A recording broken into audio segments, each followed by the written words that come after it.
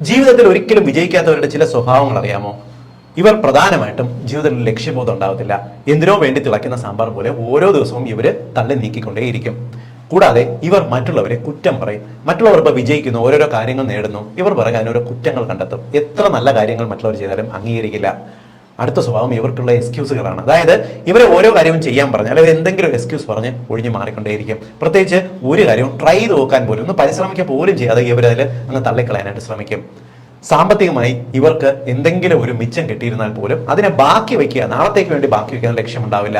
ഇന്നത്തെ ദിവസം അടിച്ചു പൊളിച്ചങ്ങ് തീർക്കുക. അതായത് ചിലവ് നിയന്ത്രിക്കാൻ ഇത്തരക്കാർക്ക് അറിയുന്നുണ്ടാവത്തില്ല. ഇവർ കൈ കിട്ടുന്നത് ചിലവാക്കിക്കൊണ്ടേയിരിക്കും.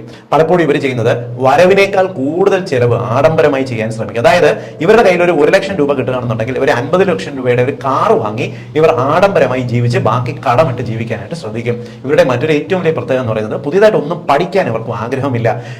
കൂടുതൽ സ്ഥിരോത്സാഹം എന്ന് പറയുന്ന ഒരു പ്രോസസ്സ് ഇവരുടെ ബ്രെയിനിലേക്ക് കയറത്തേയില്ല. ഈ സ്വഭാവക്കാരുണ്ടെങ്കിൽ അവർക്ക് ഇതൊന്ന് ഷെയർ ചെയ്ത് കൊടുത്തോളൂ.